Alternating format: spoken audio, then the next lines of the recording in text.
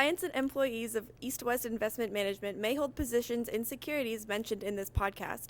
Nothing in this podcast should be viewed as investment advice. Listeners should consult an investment professional before making any decisions regarding topics mentioned in this show. For more information, please visit eastwestfunds.com.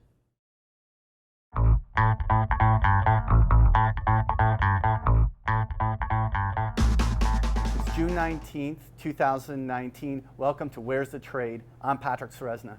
And I'm Kevin Muir. Thanks for joining us this week. Patrick, lots going on in the market. What are you looking at these days? Well, I wanted to start off and talk about the S&P 500. We're at a really interesting moment in the markets. We've got Powell coming out with the Fed FOMC just an hour or so from when we're recording right now, and we find the S&P trading right up along its highs. And it's amazing to see how there are two very different views in the market. There's those that are positioning bullish. I mean, the market's trading at 52-week highs pretty much, but at the same time, there's a lot of pessimism. Oh, I agree completely. I look and I see the sentiment out there is thick with bearishness. It feels to me that there's a lot of people that are expecting this to go badly and are set up underweight stocks and overweight cash. Absolutely. I was looking at this 2,900 level even up to yesterday, and then Mario Draghi came out with that announcement and he pushed that S&P 500 up toward 2,930. So we're finding the S&P 500 trading right up along those highs going into this meeting. It really feels like there's going to be a really big move either way, either higher or lower, whether or not Powell comes in dovish or not. It's sitting on a knife's edge. That's exactly. So when we look at the S&P TSX 60 in Canada here, we're in a very similar chart formation. Now what's interesting is Canada really had a strong rally at the beginning of the year. I mean, we pushed to all-time new highs on the TSX, and then we had a bit of a correction. It wasn't even remotely as deep as the one in the U.S. Well, that could be because of the fact that Trump it was a little self-inflicted, because Trump went and got into a trade war with China, and so the U.S. actually suffered probably more than most countries because of that threats of that trade war. And Canada, we can see that it held in there a lot better during that period. Absolutely. And so we find a very similar situation where the TSX 60 is slowly edging higher back toward its highs. And again, it looks like all of the global markets, including the Canadian, are all on that knife's edge, and that's going to dictate where the next move is. Well, now I want to talk about oil futures, because they've had a tough, first quarter of the year. They've gone from $66 down to $52. And I recently came across this stat from Sentiment Trader, and he says that crude has lost more than 2.5% during 6 out of the last 15 sessions, falling to a new multi-month low. So guess what? If you have that sort of setup, what do you think the performance is for 6 months going forward from there? Well, I mean, it's pretty oversold, so you'd think that there would be a half decent. For sure. On average, the next 6 months is almost 30% gain. Really? So I'm looking at this oil, and to me, it feels like it's down and out, it's hated, and I'm looking for it to go higher in the kind of coming months. Well, you know what, I actually can agree with that, because for me, I'm actually quite bearish oil going into the end of the year, but it is very oversold, and for me to see crude oil trade back to like $58, $59 on the upside in the coming month would be very natural. Right. And if we saw that, a lot of these oversold energy companies might actually end up getting a good rebound. Right. Well, let's move on to gold, because although crude oil's having some trouble, gold's had a terrific last couple of months, and I guess some of that is the trade tension with the China spat with the U.S. And we've pushed up to 1350, but the trouble is, just like the S&P, it hasn't been able to break out yet. So right. I'm sitting here looking at it. It had what we laugh about it, calling it the prairie dog formation, where it breaks to new highs, but then quickly comes back into the range. And yet we're sitting here, and it just can't go into, break out to a clean technical kind of something where it can take off from here. What are your thoughts about that? I'm still a bit of a bull on gold on the short term. A lot of the technical stuff that I'm looking at sees upside to like 1380 to 1400, but I wouldn't be surprised if gold did a bit of a rally here to kind of draw some more attention to traders to go and chase the trade higher, and then it consolidates off of a further breakout. But I remain bigger picture bullish gold. Okay. So let's talk the currency markets. And I want to talk the Canadian dollar here, but before we get to the Canadian dollar, what I wanted to do was talk about the US dollar index. The US dollar index is traded as a basket of currencies. So it gives us a very good way of kind of gauging what the dollar's overall trend is in the world. And so what we had was a dollar index that was actually rallying for most of the year, testing new highs. It looked like it was going to go, and then we had a big correction just a week or two ago to the downside, ending that short-term breakout attempt. But over the last a week or so, the dollar is once again strengthening here. What's your thinking on the dollar? Well, the dollar is one of those, if you step back and look on a longer perspective, it's actually gone the ranges have been more and more narrow. I saw something the other day about the fact that the US dollar was in the tightest range that we've had over the last 30 years versus the euro and versus the yen. And I look at that and I think to myself that when you get periods of quietness like that, when the breakout does come, it's much more violent than everyone expects. It kind of catches everyone off guard. So I'm not sure. I feel to me like there's a lot of people leaning bullish. I wouldn't be surprised if we see kind of a move to the downside that catches everybody off guard. You're the ultimate contrarian, aren't you? Anyway, but let's go on to the US dollar and as it's trading against the Canadian dollar, right? And what's amazing here is that we've been heading up towards that 135 level on the upside on numerous occasions. It seems like a material overhead resistance. The Canadian dollar came off a few hundred pips off the top and is now kind of hovering right in here.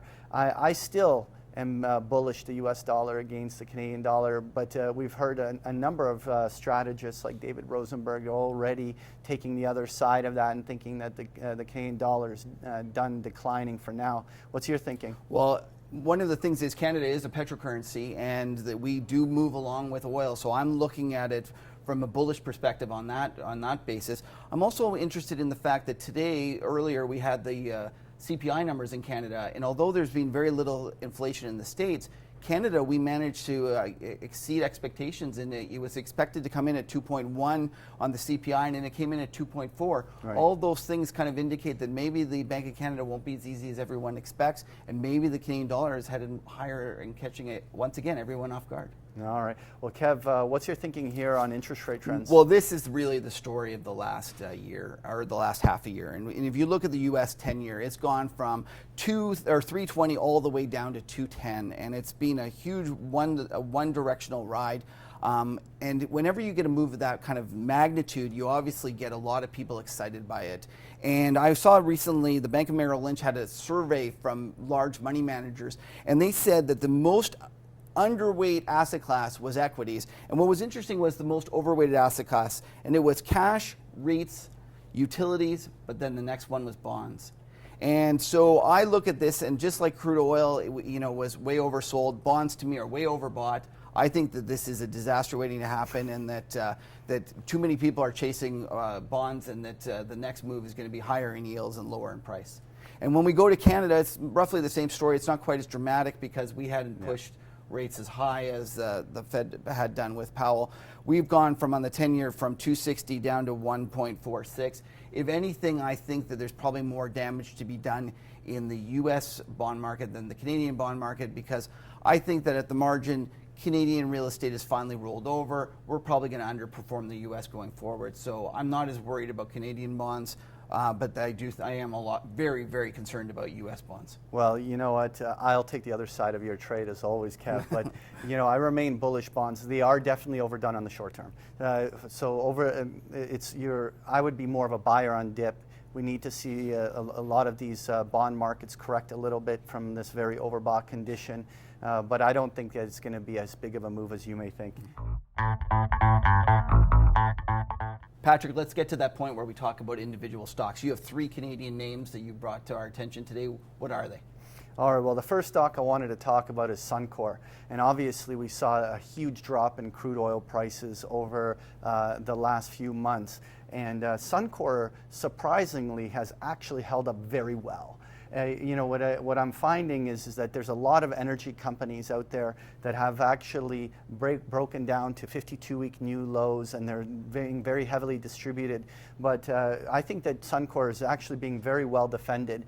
And with the fact that a break in oil like this isn't going to take it much lower, at least it hasn't been, I'm asking whether this is an interesting place for a buy on dip. The next stock I wanted to look at was BCE, but I'm looking at BCE slightly differently because we once again approached those major highs, 52-week highs, where the tops came in 2018, and what we saw was a very sharp reversal in BCE off that high. And what I'm asking the question over here is whether we have seen a short-term top and whether or not this is a healthy place to do a little profit taking or maybe even hedge in the BCE positioning. Third stock I want to look at is Gildan Activewear. And what the reason this came up to my attention was just the sheer momentum this stock has had. Not only was it one of the better performers in Canada for the first start of the year, but after just a modest market correction, it broke to 52-week highs with some real momentum. When I look at a stock like this, there's room for this to still go another $3, $4, $5 potentially. And so for me, I'm looking at that as a momentum play. Which of those do you like the best? Well, obviously I'm a big oil bull, so I have to say that Suncor is looking terrific. And when a stock can't go down on the bad news, then when the good news finally comes around, it's going to rocket higher, and I love that. All right. Well, now, Kev, let's go on to your top three picks from American stocks. So what's on your mind? Right. Well, the first one that I've chosen is an ETF. It's actually the IPO ETF, the Renaissance Cap IPO ETF. And what this ETF does is it chooses 80% of the newly listed companies that are been trading for the last 2 years. And so you can think about this as the Dropboxes of the world, the Coursera's, and all these new hot IPOs. They put them into an ETF. And what the interesting part about this, Patrick, is the fact that during the Xmas, the Christmas kind of massacre, you know, that low on December 24th, it was trading at $21.50, and it's rallied up to $32 now. Wow. So that's a 45% return over this period. And what I really find interesting is that even though the S&P hasn't pushed to new highs, this thing is poking its head up and actually is trading at a new 52-week high today. So that's interesting. The next one is Tesla. Now, Tesla is a name that everyone loves to talk about. Elon Musk gets a lot of attention. I'm going to put on my technician hat here and talk about the fact that it had held at 250 for the last 3 times last year, and that was big support level. And then in April, we finally cracked that level, and it quickly gave up $75 and went back down to 175. Now, since then, as the market tone has improved, we've seen Tesla rally, and we're kind of bouncing back up to that point where it had broken down before. Now, whereas support turns into overhead resistance on the way back up, I think that 250 level is going to be tough to get through, and I would be looking, if you were to be wanting to get short that name, that'd be a point to look at. And then finally, we're going to end with one of my favorite kind of sectors. It's the home builders in the U.S. I'm kind of a big bull over the long term of U.S. home builders. I think they're headed higher. D.R. Horton is an interesting stock. It had earnings in April that made it gap down, and it actually traded lower for the previous month. But in the past few days, it's managed to go and it's poking its head back up against the 52-week high. And I look at a stock that is doing well in a market that was down as, again, you buy the stocks that are strongest even in a down tape, and I look at this as when the tape turns significantly higher, these home builders might lead the way. Right. So out of all 3 picks, I'd have to say that I like your Tesla one there.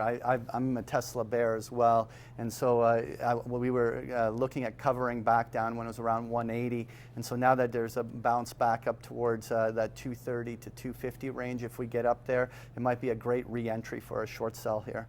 So Patrick, that's some fascinating stuff, and for those who are wondering, that's where the trade is. It's time for our Market Think Tank segment, and joining us today is Aidan Garrib from Pavilion Global Markets, who is head of Global Macro Strategy. And welcome, Aidan. Thanks, it's good to be here. So you put together a nice slide deck for us, and we're going to start off taking a look at it, but we're going to start off talking about rate cycles and global equity. So what's on your mind? Sure, well, I just thought given where we are today, a lot of talk about central banks. it would be good to look at what is the real impact of rate hiking cycles on equities, particularly on Canadian stocks. Right. So what is the current macro environment in both the central bank and in terms of the economy portend for Canadian equities going forward? Sure. Well, let's start with the rate hiking cycle first. Oops. So this chart here shows you the Bank of Canada and the Federal Reserve's rate hiking cycles going back to 1992, and also how the TSX and the S&P 500 have reacted to that. And I think a lot of people often think that rate cuts are optimistic for markets or bode well for markets, when really if you look back, what you see is that equities tend to rally concurrently with interest rate hikes. Obviously that has its limit once central banks realize they've gone too far and recession strike, then the equity markets sell off. And so I think this is an important topic to be talking about today.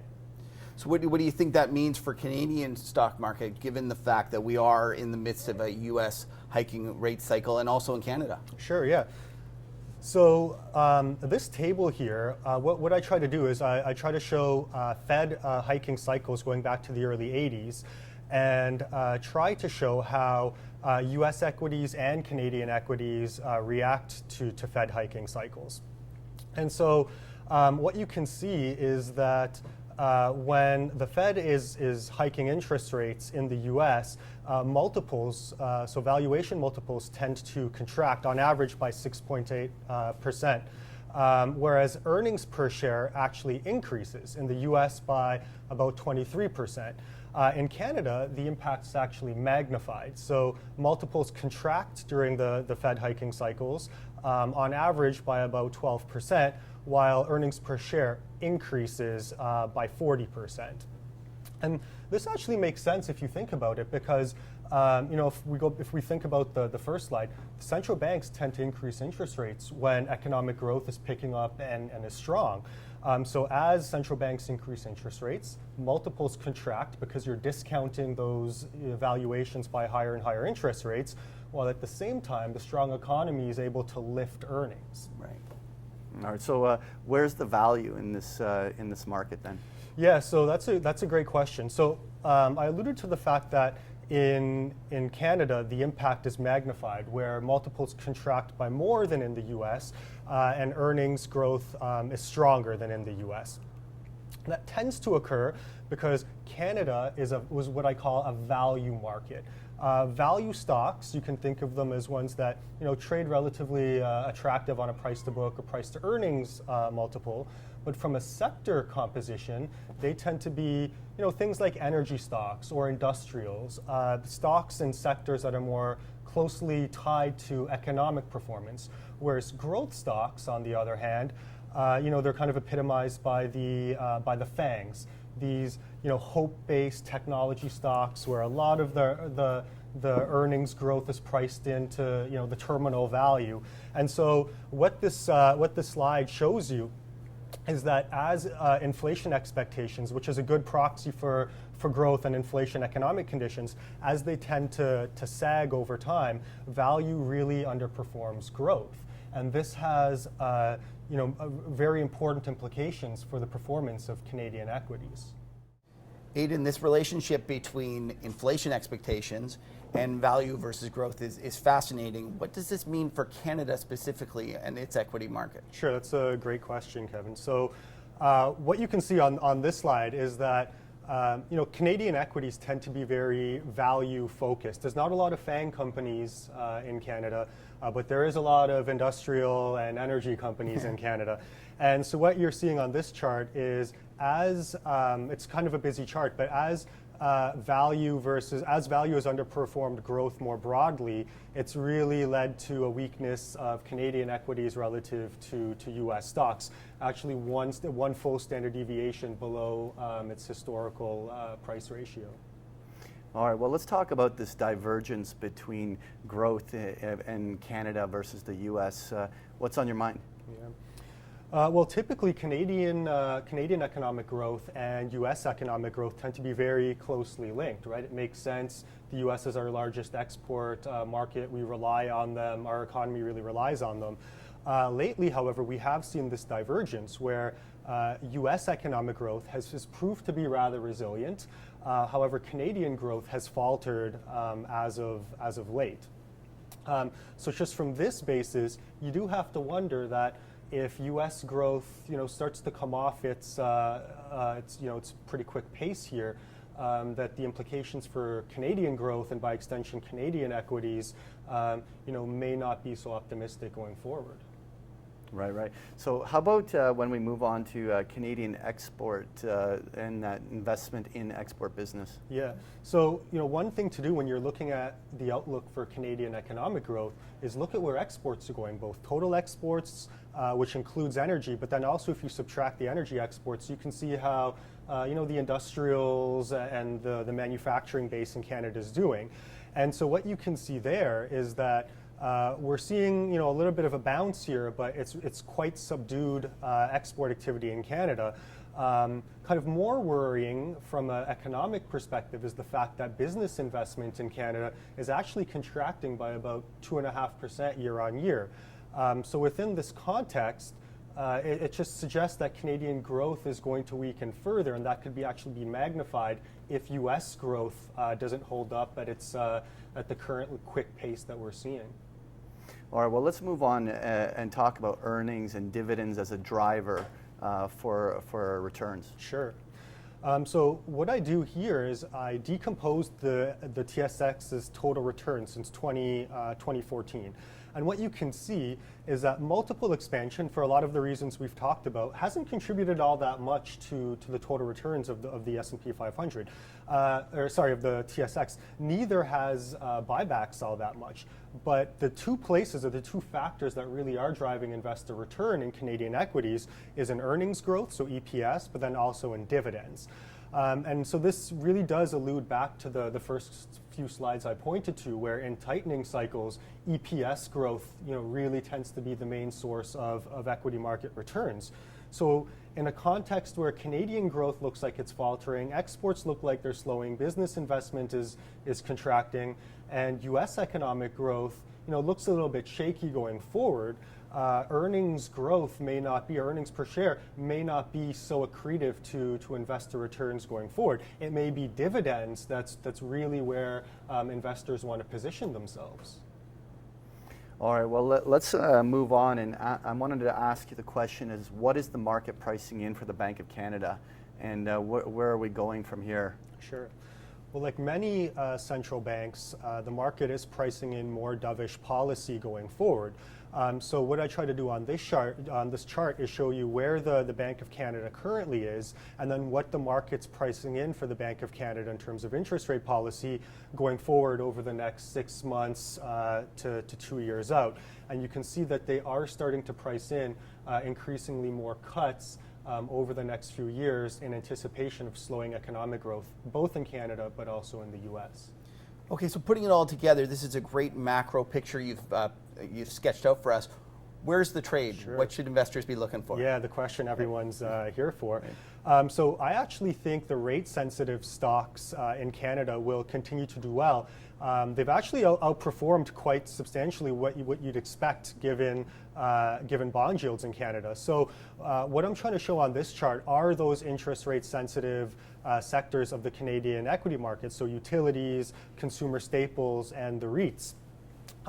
And so what you'd expect to happen is for them to sell off, so for them to rally as Canadian bond yields are falling, and for them to sell off as Canadian bond yields are rising. But what we've actually seen in practice is that although the Canadian rate-sensitive stocks do rally along with falling bond yields in Canada, they've actually been a lot more resilient to higher bond yields in Canada as well.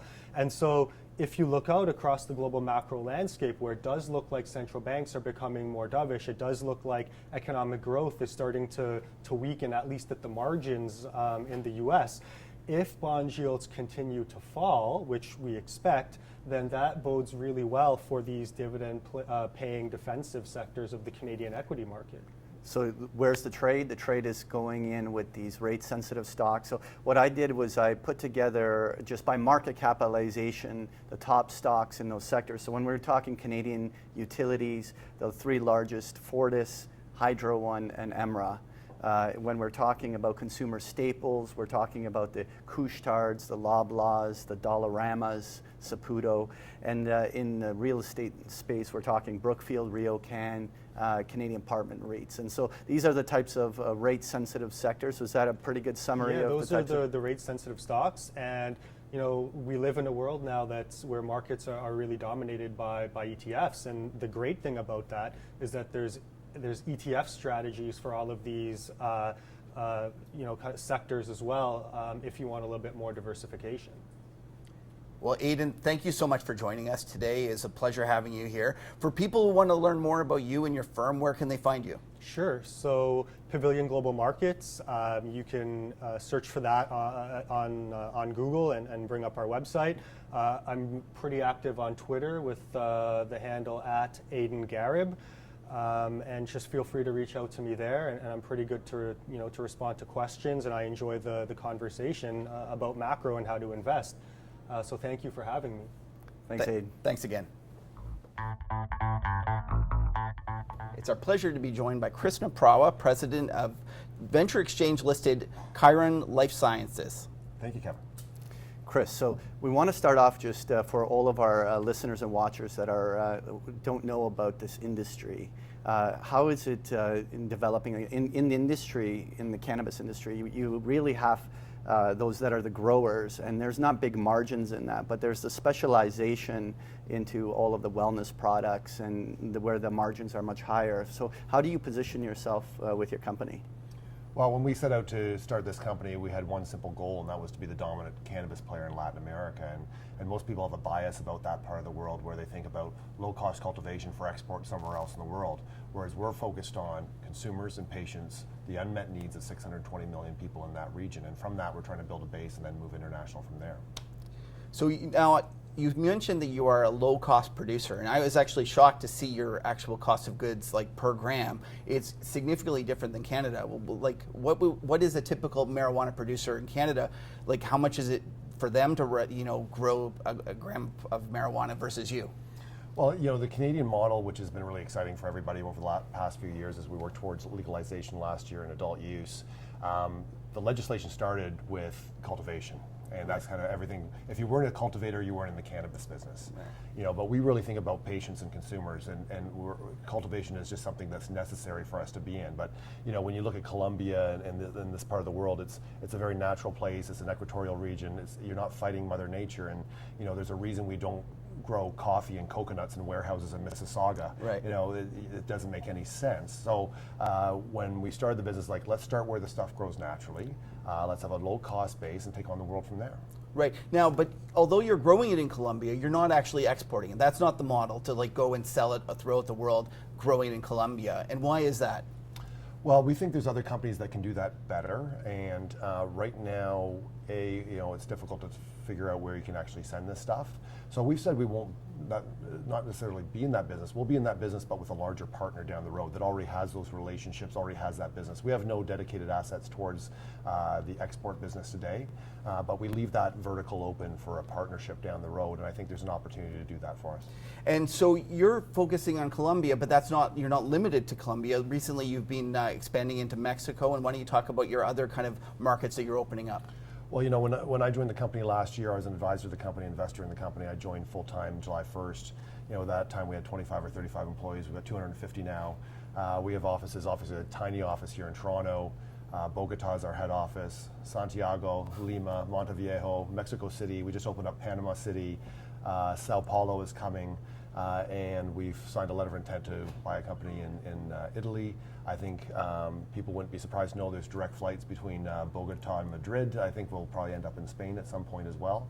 But yeah, we're taking on the world from our head office in Bogota.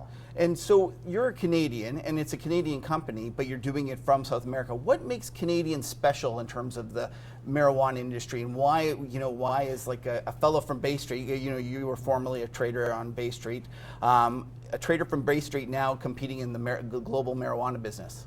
Well, this is where the capital is, and I think in any Klondike industry, Canada has a well-deserved reputation of being the Klondike go-to place. So, whether it was uranium or $140 oil or the next thing, blockchain, capital comes to Canada, and we have the mechanisms and the regulations to put that out in a way that is as fair as possible for everybody.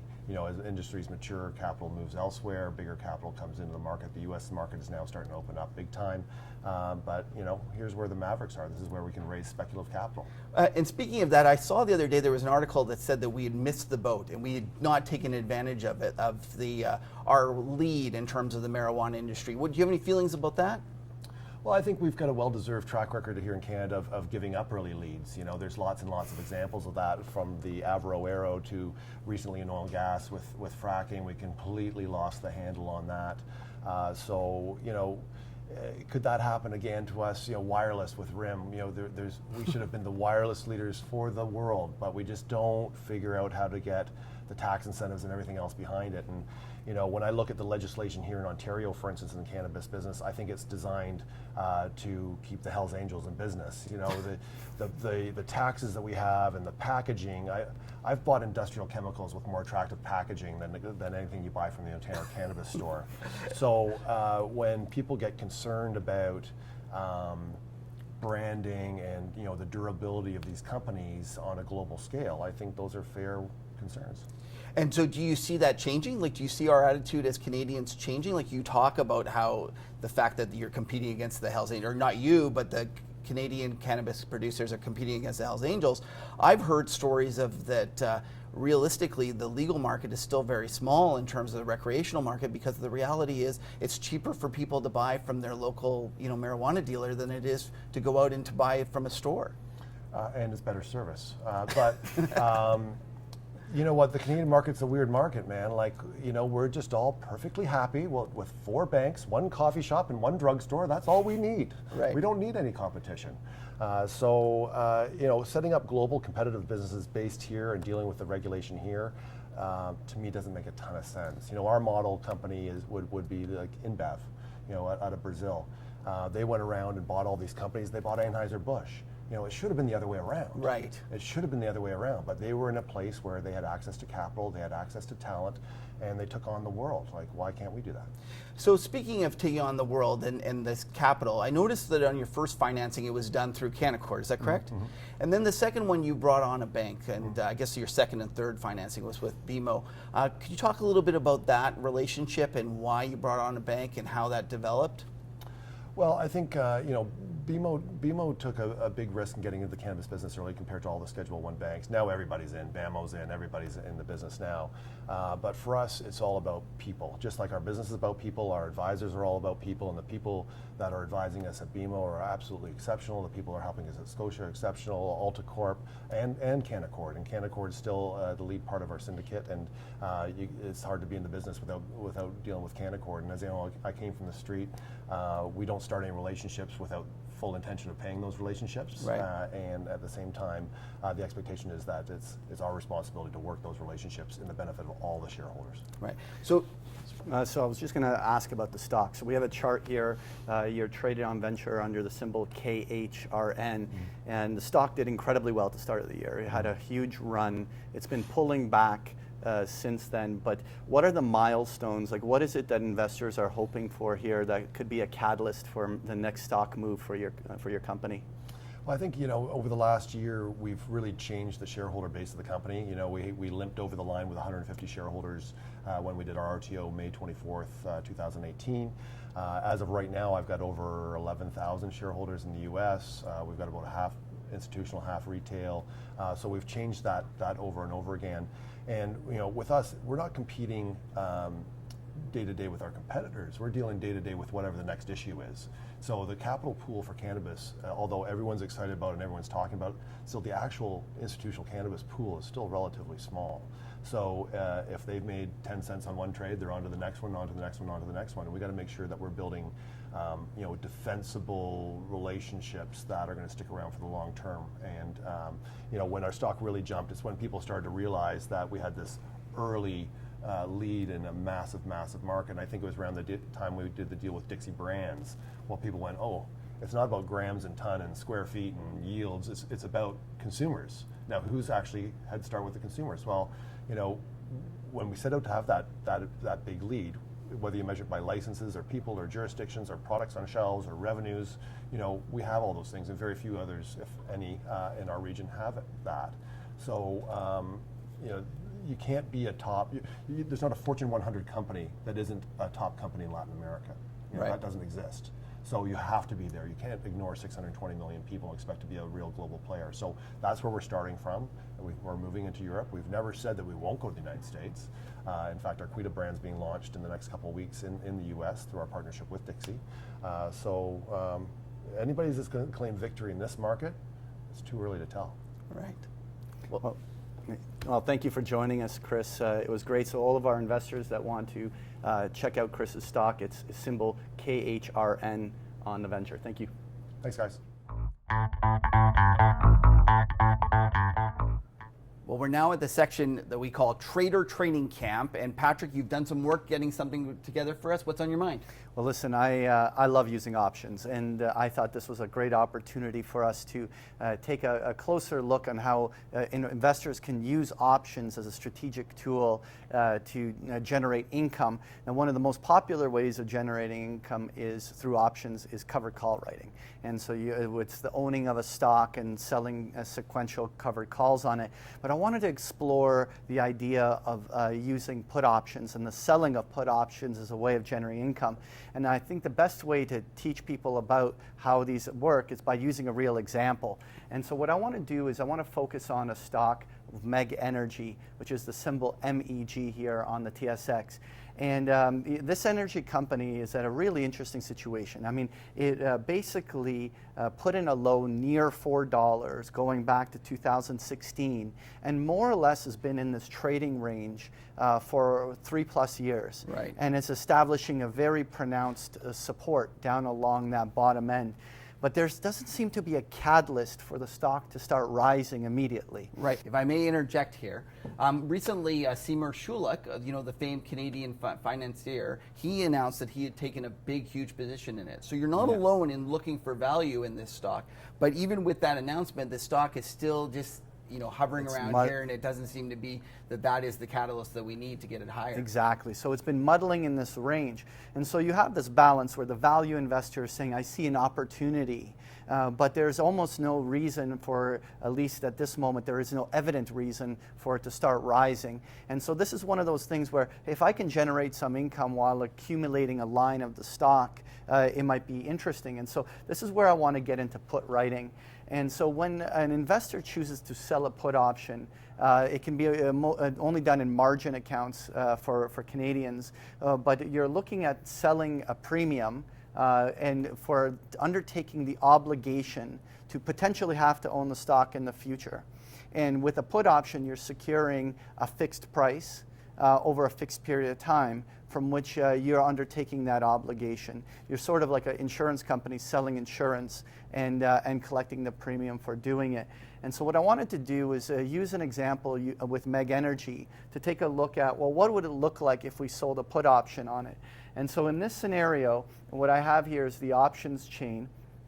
And the stock at the time when we took the snapshot was trading at $4.88.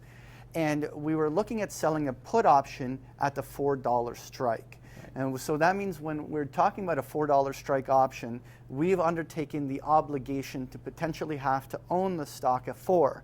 Now, for someone who sees the stock at $4.88, looks like a great deal. But then if the stock was to drop to $3, it's not so good of a deal. Right. Right. And so we're securing a $4, not securing, but we're undertaking the obligation that if someone wants to put the stock to us at $4, we would have to buy it. Now this is bidding 38 cents. And so we would receive a 38 cents per share income for selling this put option to the bid price. And so let's go through an example of this. So let's say we were to sell 10 contracts. And just to clarify for our listeners, each contract represents 100 shares. So when we're talking 10 contracts, we're talking 1,000 shares of MEG Energy stock. Right. And so when we're selling these 10 contracts, we're looking at the January 2020 date. So that is 214 days till expiration on this. And so choosing that $4 strike put at 38 cents, the investor receives $380 income or cash that is credited to them immediately. Right. Right? And so just to also clarify, it's important to make sure it's clear, even though it's till January 2020, and majority of options usually will only get exercised on their expiration date.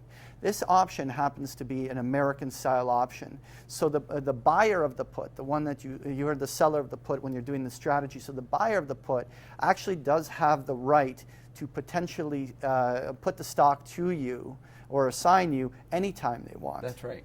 Right, and so as an investor, then when you're choosing to sell this put, you must be ready to own the stock. Right, because at any moment you can get put and you own it at that price. Right, and so you have to be prepared that that could happen. Now, more often than not, it will only happen on expiration, but it is a risk, or at least it's something you have to account for in your thinking. So when it comes to not collateral, but margin and how much it costs to carry, well, I want to do the math as though it's cash covered.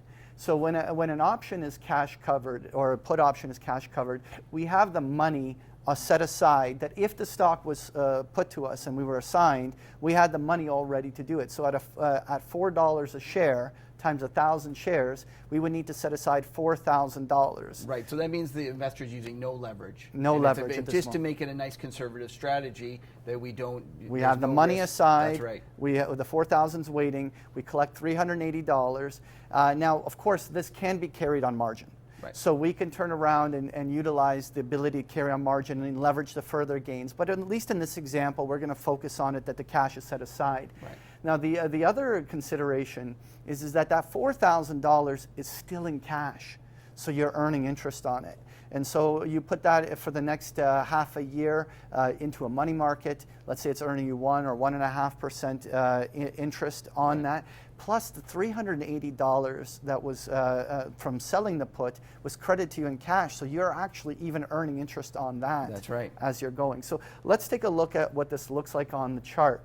And so what we drew here on the red line is the $4 strike, which is showing where our obligation is. We're basically saying at any point in the next year, someone, the buyer of the put, could put the stock to us at this $4 strike.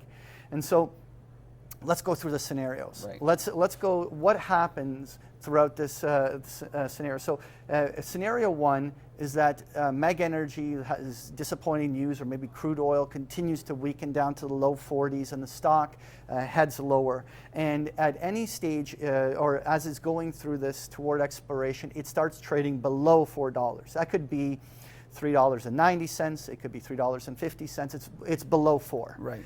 And so at this stage, the likelihood that you are going to have the stock assigned to you is now a pretty good odds. And so in this scenario, we received 38 cents or $380 that was credited to us. We actually keep that as income.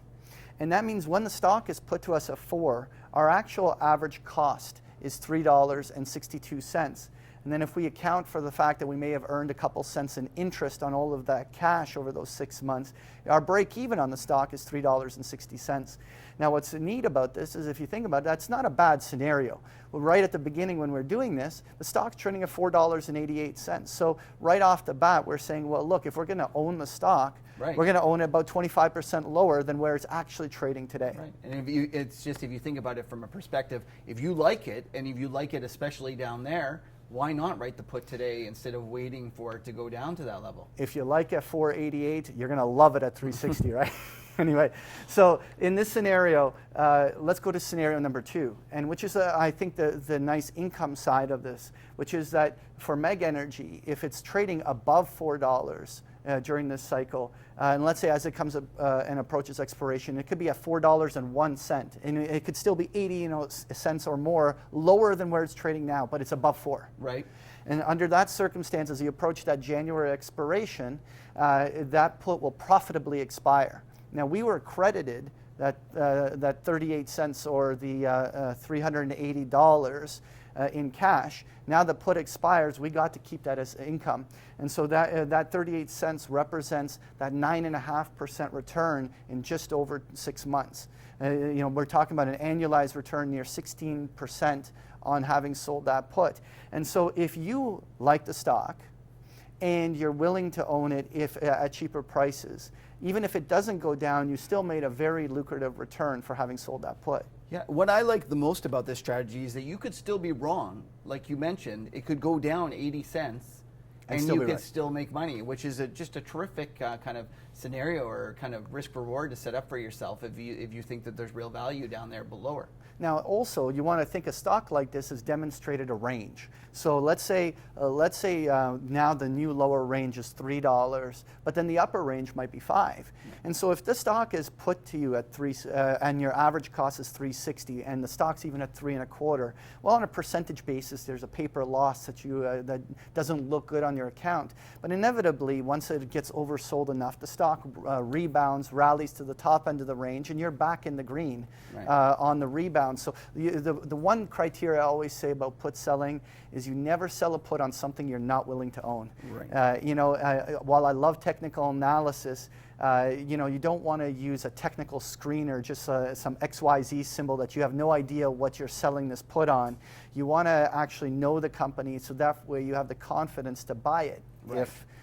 If it does get put to you. So now, what would be a scenario that you wouldn't want to do this? Like if you're bullish on a stock and you think it's going higher, would that be something that you would want to do, or would there be other option strategies that might be more suitable? Right, and so when I look at options trading, I consider every one of these option strategies like to be a tool inside your tool belt. Right. And so there's a time to own a call, there's a time to do a call spread, there's a time to sell a put. And so you don't try to put a screw in with a hammer, right? You pull out the tool. You do. And so what you want to do is you want to pull out a strategy that makes sense for the scenario that stock is in. Right. And so if we're in a scenario where the stock is looking bullish and there's a good chance that the stock may rise, in my mind, you want to probably choose a strategy that will allow you to to benefit from the appreciation of the stock rather than just income. But it still doesn't hurt to sell it. I mean, if your strategy is premium harvesting and you just want to generate consistent income, you still could sell puts on a bullish stock. It just means that you're going to get the benefit of the fact that as the stock leaves away from the strike, you see the contraction of premium, and you can maybe even harvest the profit in a much shorter window of time. Well, that's some fascinating stuff. Thanks for sharing that with us today, Patrick. Thank you.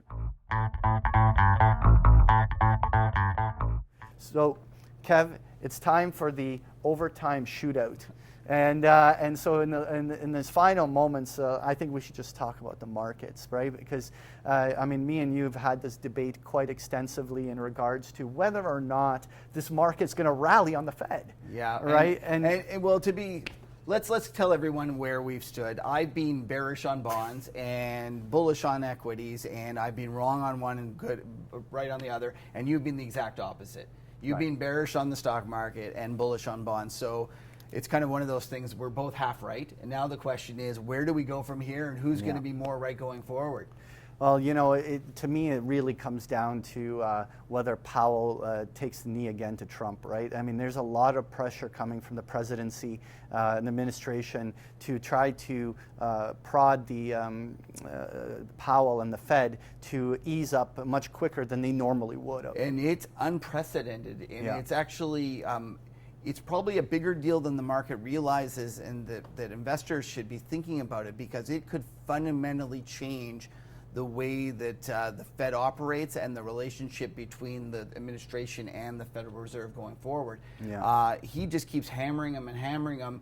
And I see yesterday there was news that right in front of the Fed announcement, Trump leaked news that he was thinking about demoting him. I don't think I didn't even know he had the ability to do that. No, so actually I didn't know that, because the reality is that he's not able to fire him. Right. But he can't take him off the FOMC board, but he can, or there's some debate about whether he could actually make him no longer chairman. Right. And so he discussed that possibility before. I think that was old news, and it was done, that was 3 months or 6 months ago. The real question is, why did he announce it yesterday? And Trump even said, well, we'll see what he does today, and then we'll make a decision. So he's doing a Tony Soprano, saying you better do the right thing, or there'll be consequences. And this is why it's so interesting, right? Like, Trump really wants to juice this up. I think he sees that the writing on the wall, that the global economy is slowing, and the tightening of credit conditions has been one of the catalysts that has been driving that.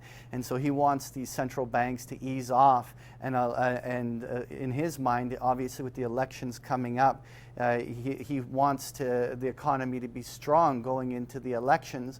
And if they keep their foot on the brake the way they have been, then it's quite possible the economy may be turning into a recession right at the time when he wants to do a parade about how well the economy has done under his administration. I think it was no coincidence that yesterday was Trump's first day of his campaign for 2020. That was the launch of his campaign yesterday. And you'll notice a couple of things happened. One was what we were talking about with Powell, but number two was all of a sudden there was some conciliatory words about China, and all sort of, pretending that he's going to play nice. I think that it's more than just the Fed taking the foot off the brake, because they've long did that. They did that in December. I think he wants them to put the foot down on the accelerator and push this thing much higher. And he's talking about it all the time. He's talking about the fact that Mario Draghi recently, gave some sort of, monetary easing kind of guidance going forward, and he's saying, look, if we could do what Europe's doing, U.S. would be flying. Yeah. And so I think it's much more than just taking a foot off the brake. I think he wants it on the accelerator. Oh, there's no doubt about that. Well, any other trades you're watching? Well, I'm a big bond bear, so I think that short end of the curve has gotten priced in for way too much easing. The market has assumed that Powell is going to, as you say, take the knee and decline or lower rates in the next year. There's something like three rate cuts priced into the next 9 months. I don't think it's going to happen. So I think you guys are insane. The bond bears have gone way ahead of themselves, and I think it's a great trade to be short the front end of the curve in the U.S. Right. Well, it's certainly something that's interesting. How about in the equity markets? Like for me, one of the most interesting things is the fact that the defensive sector has been, and we heard it from Aidan, where the real leadership has been. And I asked the question, are we going to see a period that, let's just do an if scenario. If there is far more accommodation coming from the Fed, and they're going to not only take their foot off the brake, but even give it a little bit of gas. And we're going to see that, maybe not in this policy, but they're going to give the hints toward it. Do we see, with a bull breakout, a change in the leadership? I mean, do we see financials get back into the game? Like right now, if you look at the top performing sectors over the last quarter, obviously the utils and consumer staples have been the leadership, but do the discretionary names and all of the financials and potentially even the energy spaces, what sectors are going to get this? Well, a couple of things. First of all, energy is traditionally the last sector to rally, and so we never really got the energy rally that we were expecting, and so that could signal that maybe we still have the bull market isn't done and that we are headed higher. Interestingly enough, we are now at a point where if they don't declare a recession, because often the recessions are declared after the fact. Right. If it turns out that we're not in a recession right now, this will be the longest expansion in the history of the United States. Yes, as of July 1st, actually. That's right. Yeah. So it is difficult. You always are a little concerned when you're out there on the bull curve and saying these things, because history doesn't often repeat, but it often rhymes, and so it's kind of scary to be bullish equities at this point. But if we look at this and we think to ourselves, well, the Fed's going to be easy. We're going to have the fiscal stimulus is still coming through. There's lots of reasons why there's still some juice left in the tank, and we could get that final blow off, which is what I'm looking for. And I'm thinking that we get it, and we're going to see it in energy. We're going to see it in home builders. We're going to see it in the names that haven't rallied yet. And the fact is that the bond market, this recent increase in bonds, has made it so, interest rates are much, much lower. And how do you price stocks? You price stocks based upon the present value of all the futures earnings, which means the stock should be theoretically higher with the lower bonds. Oh, you know what? Time will tell whether or not that's right. Anyway, so this is our first episode of Where's the Trade, and we're glad that you joined us. Any closing words that you want to throw in there, Kev? Well, no, it's been a pleasure doing this with you, Patrick. You can make sure you follow Patrick on Twitter go ahead, Patrick. At Patrick Ceresna. And I'm at Kevin Muir, and thanks for tuning in, and we look forward to seeing you again. And join us next time for Where's the Trade?